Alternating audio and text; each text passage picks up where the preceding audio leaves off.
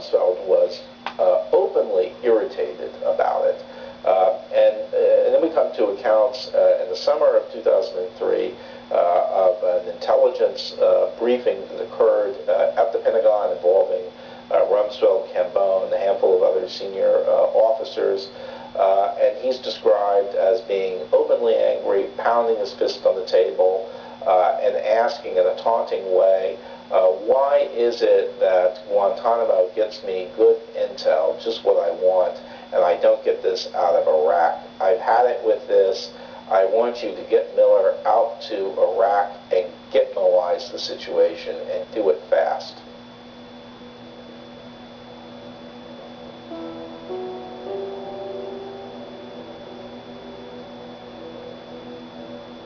And Miller, by all accounts, is a man who is, in a way, Rumsfeld's kind of officer, which is to say he doesn't care about past practice, he doesn't care about tradition necessarily.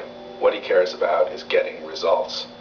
And he established a system in Guantanamo that was based entirely around getting information from these detainees, which is to say, using harsher interrogation techniques.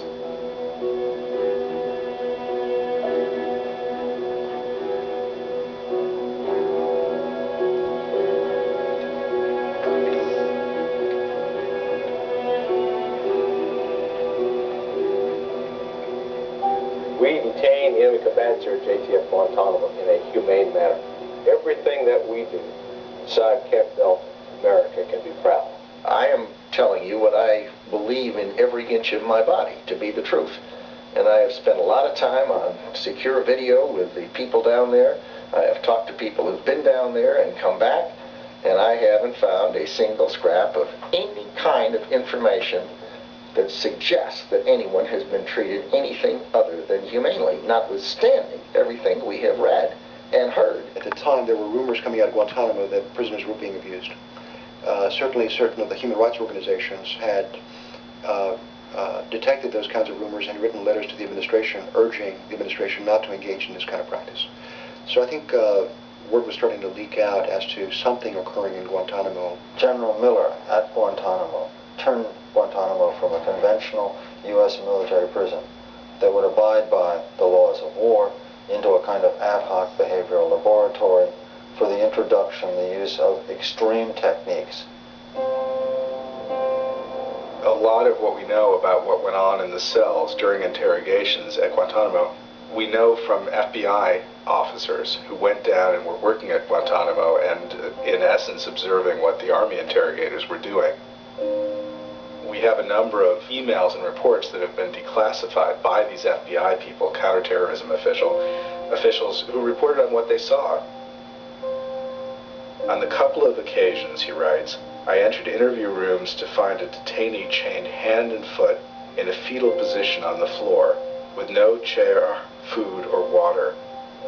Most times they had urinated or defecated on themselves and had been left there for 18 to 24 hours or more. These practices, when you see them on bureaucratic documents, seem absolutely inoffensive, almost benign. And this report is one of many, many we have from Guantanamo, simply reporting on the flesh and blood reality of what those bureaucratic sounding names mean.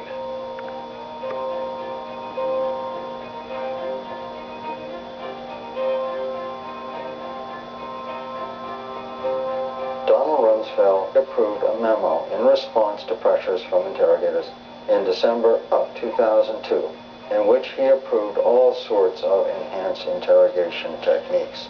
What he allows is solitary confinement, noise, light, dark, in other words, enhanced or extreme sensory disorientation. They include stress positions, and they include a series of techniques designed to undermine the self-confidence of the detainee. And subsequently, we learned that this includes sexual humiliation techniques, enforced nudity. What is most significant is that in it, Secretary of Defense Donald Rumsfeld, in his own name, approved